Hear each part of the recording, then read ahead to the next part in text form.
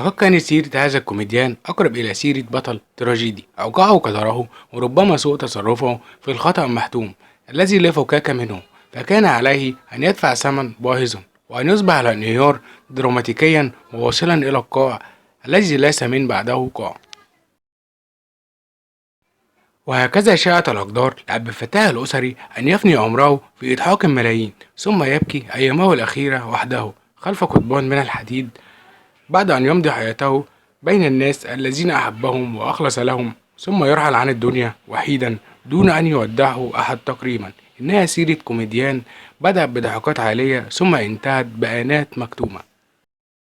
عبد الفتاح الأسري مواليد حي الجمالية بالقاهرة، لأب كان يعمل في زخرفة الذهب ولديه محله الخاص بمنطقة الصاغة القريبة من بيته. ويقول خيري شلبي بمجلة الإذاعة والتلفزيون عام 1997 أن جذور عائلة هذا الفنان تمتد إلى العصر الفاطمي، استنادا إلى لقب القسري الذي كان يطلق في ذلك الوقت على كل من يعمل في البلاط وقصور الحكماء والأمراء، مما يعني أن هناك أكثر من قسري بتعدد العاملين في تلك القصور وتعدد القصور أيضا، لأن اسم هذه المهنة انتقل إلى لقب العائلة تماما مثل الترزي والحداد وهكذا.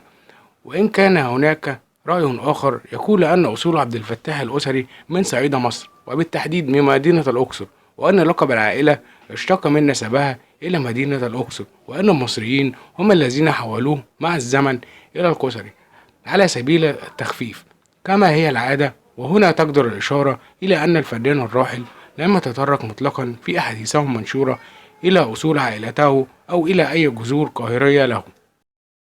والذي يهمنا هنا أن القسري شأنه شأن معظم كوميديانات عصره، حققت نقلته نوعية مهمة بالتحاقه بفرقة الريحاني.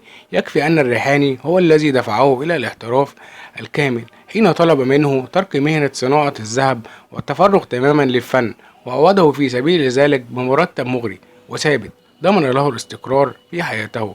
ثم أن الريحاني هو الذي وضع يده على شخصية المعلم ابن البلد التي صنعت شهرة القسري حتى اليوم، وهو الذي يدعمها ويضمنها من مسرحية إلى أخرى، بل وانتقل بها صاحبها إلى شاشة السينما محققا من خلالها أقصى درجات النجاح الجماهيري. ومن هنا طبيعيا أن يستمر القسري في مدرسة الريحاني حتى وفاة ناظرها عام 1949، ثم يحاول التكيف مع الناظر الجديد بديع خيري لكنه لم يستطع، فانضم بعد سنوات إلى فرقة إسماعيل ياسين عندما أنشأها سنة 1954، واستمر بها حتى آخر دقيقة له على خشبة المسرح، حيث بات مأساة أشهر حياته الأخيرة قبل وفاته سنة 1964. نعم، لقد كانت مأساة إنسانية بكل المقاييس لرجل كان كل همه إسعاد الناس، فذاق من بعضهم أقصى ما يمكن أن يتحمله بشر. رجل جعله القدر سببا في رسم البسمة على الوجوه، ثم كال له القدر في صندوق العذاب والهوان ما لا يطيقه إنسان. وكانت بداية النهاية بسيف عام 1962 حينما وقف الكسري على خشبة المسرح يؤدي أمام إسماعيل ياسين مشهدا معتادا، وعندما هم بالخروج من الديكور الجانبي أظلمت الدنيا في وجهه فجأة، واكتشف الرجل أنه فقد بصره. أخذ يتحسس قطع الديكور وهو يصرخ مش شايف، وظل الجمهور الصالة إنه جزء من مسرحية، وزاد ضحكهم وتسقيفهم للرجل الذي كان يعتصر من الألم. وأدرك إسماعيل ياسين أخيرا هول المأساة، فأخذ بيده إلى الكواليس لينفجر الكسري في البكاء وهو يصيح مش شايف ونظر راح يا ناس. وعلى الفور تم نقله إلى المستشفى، حيث تبين أن الارتفاع نسبة السكر هو المسؤول عن فقدان بصره. وبعد 3 أشهر عاد إليه بعضا من بصره، لكنه كان قد دخل في دوامة أخرى أشد وطأة، فقد أجبرته زوجته الشابة على تطليقها، بل وأجبرته على أن يكون شاهدا على زواجها من صبي البقال الذي ظل الكسري يرعاه لمدة 15 سنة. حينما ذكرت عائشة صالح في مجلة الكواكب عام 1964، وأقام الزوجان في شقة الرجل وأمام عينيه دون أن يستطيع أن يحرك ساكنا، بعد أن كانت الصدمة قد أفقدته عقله ودخل في دوامة من الهذيان. وفي عام 1963 نشر محمد دوارة بصحيفة الجمهورية صورة مؤثرة للكسري وهو يمسك بأسياخ الحديد في شباك شقته الواقعة بالدور الأرضي في حارة جانبية من حارات شارع النزهة. ومن بين ما كتب بجوار الصورة وبدأ الضوء والحياة يفارقان عين عبد الفتاح القصري تدريجيا. خشيت مطلقته أن يشكوها لأحد فأغلقت دونه الباب وأغلقت عيونه الزابلة عن العالم كله وفي وجهه.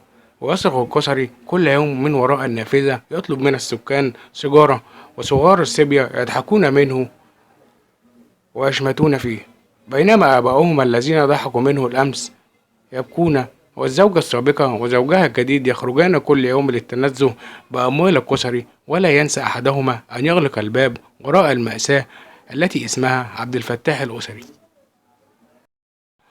وحينما حركت المأساة قلب الفنانة ماري منيب، اصطحبت معها زميلتها الفنانة نجوى سالم، وراحتا تزوران صديق العمر في شقتها المتواضعة. ونشرت الجمهورية تفاصيل الزيارة المثيرة عام 1964، حيث ادعت إحدى صديقات مطلقته أن القصري غير موجود في الشقة، فلم تسمح لهما السيدة بالدخول إلا بعد معاناة. وبعد أن أخفت مطلقة القصري نفسها، ظهرت لتقابل ماري منيب مدعية إنها تعامل مطلقة أحسن معاملة. وبعد إلحاح وافقت السيدة على أن تأتي بالقصري للقاء زائري، وعادت بعد ربع ساعة كاملة وهي تقود القصري. يكتشف ماري منيب ونجوى سالم ومعها محمد دوارة بداعة المأساة. لقد فقد القصري ذاكرته أو جزء كبير منها، وفقد أيضا البصر، وإن كان يتضح أنه يرى. وعلى الفور قررت ماري منيب إدخال زميلها المستشفى على حسابها، وأسرعت بالاتصال بمستشفى الدمرداش حتى تحجز له سريرا هناك. لكن المأساة لم تنتهي عند هذا الحد، فقد عاد الرجل بعد أسابيع إلى بيته ليكتشف أن مطلقته باعت أساس المنزل وتركته على البلاط. وبعد أيام كان قد دخل من جديد إلى مشفى القصر العيني، حيث تأكد طبيبه المعالج دكتور زكي سويدان من إصابته بتصلب في الشرايين أثرت على أجزاء كبيرة من المخ، مما أدى إلى فقدانه للذاكرة وإصابته بالهذيان. وعلى جانب الآخر كانت البلدية قد وضعت الشمع الأحمر على البيت الذي يسكن فيه تمهيدا لإزالته. فأصبح الرجل ليس فقط أسير محنة المرض، وإنما أيضا بلا مأوى. وضربت نجوى سالم مثلا رائعا في الوفاء، حيث سارعت على الفور بمخاطبة كل الجهات لإنقاذ القصري. فقررت نقابة الممثلين صرف إعانة عاجلة قدرها 20 جنيها، ولم تنسى النقابة المشكورة أن تقسم منها مبلغ 7 جنيهات قيمة اشتراكات متأخرة على القصري. كما قررت النقابة أن تصرف له معاشا شهريا قدره 10 جنيهات. وسعت نجوى سالم أيضا لدى صلاح الدسوقي محافظ القاهرة وقتها، فحصلت القصري على شقة بالمساكن الشعبية في منطقة الشرابية بإيجار 280 قرشا في الشهر. ودفع يوسف السباعي من جيبه 50 جنيها لشراء غرفة نوم حتى يجد القصري سريرا لينام عليه. كما وفرت له نجوى سالم جهاز تلفزيون 14 بوصة عن طريق صلاح عامر رئيس مؤسسة السينما والمسرح والتلفزيون. غير أن هذا كله لم يكن كافيا. إذا كان العلاج القصري يحتاج إلى نفقات دائمة، فقادت الفنانة هند رستم حملة بين الفنانين للتبرع لعلاج زميلهم. والشيء المضحك إلى حد البكاء أن مصلحة الضرائب بحثت بعد عام 1971 عن شقيقة عبد الفتاح القصري بعد 7 سنوات من رحيله المفجع، لتطالبها بمبلغ 1482 جنيه قيمة الضرائب متأخرة على الرجل الذي أفنى عمره في خدمة الفن وعاش أشهره الأخيرة معدما من كل شيء: الصحة والمال ووفاء الزوجة والأصدقاء. ورحل القصري بعد أن قضي عليه الاكتئاب النفسي. رحل ابن البلد الذي يحمل بين طيات شفايفه وتقوى خفة دمه ومرح أولاد الحارة. رحل بعد إصابته بالاكتئاب في نهاية حياته، ولم تقف بجواره سوى الراحلة ماري منيب ونجوى سالم، بينما تخلى الجميع عنهم في المحنة التي عرض لها، مما جعله سريع الاكتئاب وانتهت مسيرته بالموت. رحم الله الفنان عبد الفتاح الأسري وأدخله فسيح جناته. والسلام عليكم ورحمة الله وبركاته.